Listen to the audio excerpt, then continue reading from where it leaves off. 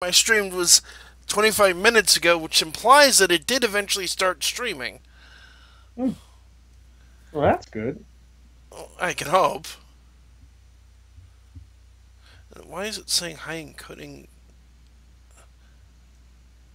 What can I do to fix that? Hmm. Let's see. Okay, I think start streaming. Yes, excellent, Hmm. fantastic, it's working. Yay! After about 45 minutes of working on it, we finally have this bloody thing off the ground. Shall we start? Sometimes it takes a. It sounds good with me. Good evening, ladies and gentlemen. Welcome to the very first episode of an as yet untitled series. We got to figure out a name for this. I'm terrible with names. So am I I. got like That's the one name problem. in me, and that's about it. I think you got two. I mean, Lupus Creepus works pretty well, and I think Will It Kill Me was a great choice. Well, then I got two. And I cheated on my one name because it's mostly what somebody else used to call me. So, okay. So any of the listeners who listen into this later that like it, try to think up a name for it and let us know. Um, at any rate, we're going to be doing reviews of horror media. We're starting with movies. We can always branch out, do books, do creepypastas, do pretty much anything we want because it's our show. Do video games. Totally. I'm an expert on horror games. I played a number of stuff recently that have been terrible. Well, I have a PlayStation 4, so I'm totally open to that. And I've got. Wonderful. Hopefully, we'll soon get a new and better laptop. So, okay, before we get this review started, why don't we introduce ourselves? This is my channel, so most of you probably know me, but for any newcomers, my name's Kevin Mears. I'm a demonologist and paranormal investigator, and the host of the YouTube channel Paranormal Encyclopedia.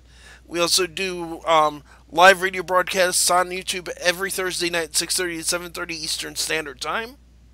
And Lupus, do you want to introduce yourself? Yes, I am Lupus Creepus, and contrary to popular belief, I am not dead. It's been over a year since I did my break, and still getting some things together over here. But hopefully, planning on actually breaking back into some video stuff at some point here soon. But normally, what I've done was on my channel, Lupus Creepus, do narrations of stories, some video game playthroughs on creepy games, and my most popular series, Will It Kill Me, where I try out all the creepy ghost stuff and see if it actually works and kills me. And clearly, contrary to popular opinion, no, it hasn't yet. Not yet, not yet. Because I was looking the other day over your comments, and people are like, they say the prevailing opinion seemed to be the devil rituals, the one that got you. Yeah, apparently, like that's the going rumor. I'm not dead, believe me. If I did die from one of these, I've made sure to let the rest of my crew know to put it out. That's my dying wish, is make sure that people know. But so for folks listening in, now that you know who you are, we've been friends for a while now. Ever since I dragged you into an interview, 2 years now almost. I think you were actually one of my Probably. first. You were the first suckers I met. I mean, wonderful people who volunteered to interview with me. Yeah, 2 years, because I remember I've been through two Halloween in the Catskills, and both of the did the 100 candles at both of them, and got the Hmm. idea from your show. That was one of my favorite videos. I think it was a very fun one to do. It was just it was a nice little ritual to do, but it was also cool just hanging out with not only my crew, my friends, but Yeah, also having that interaction with the fans and having them respond and do questions and do suggestions and all that. Overall, it was a very good experience, and I really enjoyed it. yeah, I absolutely adored doing it both the time, which is in fact the reason I did it the second time for the same reason, because I mean, both times I've done it was up. It's in the Catskill Mountains. It's late at night. It's right around Hmm. Halloween.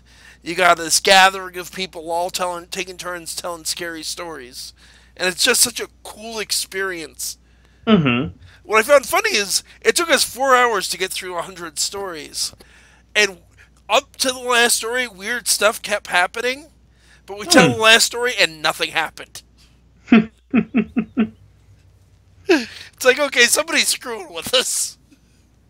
Yeah, we didn't. I think we had anything. I think we just had a nice, enjoyable time just telling ghost stories. Yeah, which is the other side of it. Is it was fun. It was folk tales and ghost stories, and Hmm. made up a couple of things on the spot. Just why not? It's a Hmm. great thing to do. I don't think anybody's likely to summon a ghost with it, but No. you sit around and you tell a bunch of ghost stories by candlelight. What's not to love? Yeah. There's another version of it too. Like, I guess this is supposed to be the more realistic one where you're actually supposed to do it in a separate room from the 100 candles. And I think the big thing I got to remember, because it's been so long It's since the I've done this stuff. L-shaped room, and you go. The L-shaped room, yeah, Yeah, and you have to like make the walk into it and then come back. That's pretty creepy. and I think that's almost got to be like mostly psychology, and you're gonna screw with yourself. Yeah, yeah. But it also leads into hopefully there are many schemes I currently have in the works. This review show of ours is one of them. One of the other ones is myself and some friends of mine are actually trying to put on our own convention. Oh, really? Yes, probably sometime early next year. We're gonna wind up probably starting a Kickstarter or GoFundMe for it. And one thing we've discussed, if you're cool with this, is it is on our bucket on our stretch goals to try to fly you out to join us. Because I think we'd have a lot of we all do 100 candles. We'd have a lot of fun. I think so too. Cool. But so tonight's video, what we're going to wind up discussing tonight, so that otherwise, knowing the two of us, will go on tangents, and we'll never get to the topic. True. Not that that isn't fun, but we're actually going to talk about the movie The Conjuring. That is the theory. It's a movie that I'm very familiar with, that I've seen multiple times. Actually, I just watched it 5 minutes ago. It's the 20th time I watched it, so I'm very familiar with this.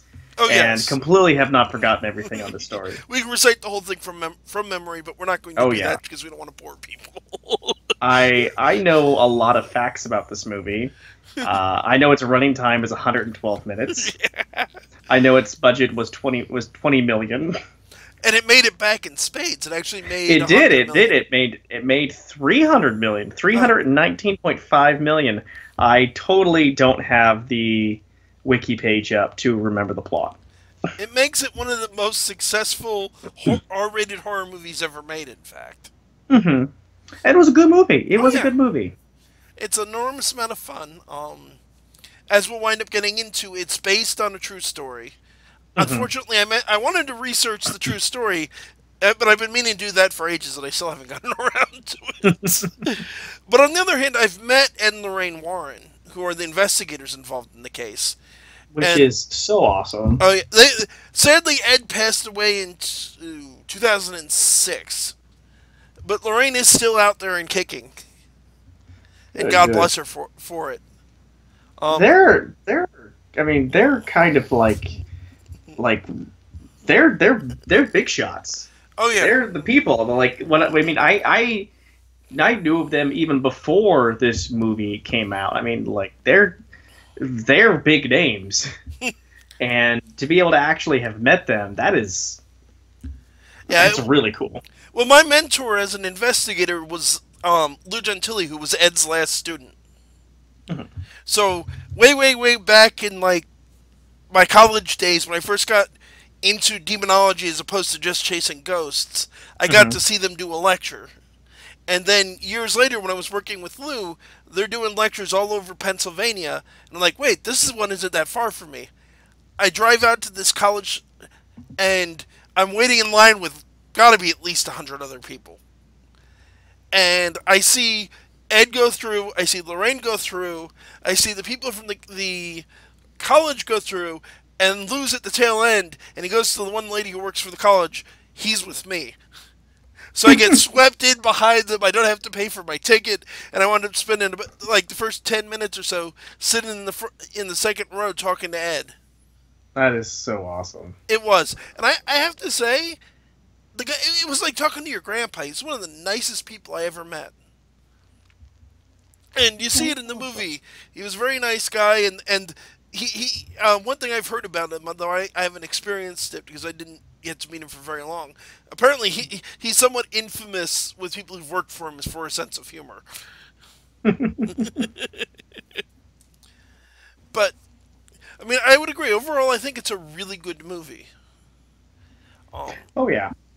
It certainly, I mean, the whole ghost hunting genre is huge right now. Mm-hmm. Between there's the 1,000,001 TV shows. Oh, good lord, the TV shows. And Lorraine's actually been on a few of those. Go ahead. So this is one of those tangents. Yeah. So speaking about the TV shows and just how just out there some of them are. So I was watching, I think on my like little Fire Stick. Cracked, I think, did like a very short series of like some comedy ghost stuff. Sounds and they only right did like them. they only did like 3 or 4. They were pretty funny, like they were pretty good. But at the end of the series, I didn't realize it was only 4 episodes. So then it gets into this other, like it just it's like, oh, you're done with this. Now we're going to show you something similar, and it shows me like this really quirky, like over the top 90s style ghost hunting show that has like, oh, we're going to put the graphic of this that looks like it was made on a computer from the 80s of like building a house, and then it opened the door into like the creepy, scary like horror land. And I was like, oh, they're gonna be making fun of those 90s shows. That's awesome. Then I realized, wait, this isn't Cracked anymore. This is an actual show. Oh, good heavens. Oh, this is a real show. Oh no! This is so like was this it in the 90s? How did I not? This was so cool when I was a kid in the 90s.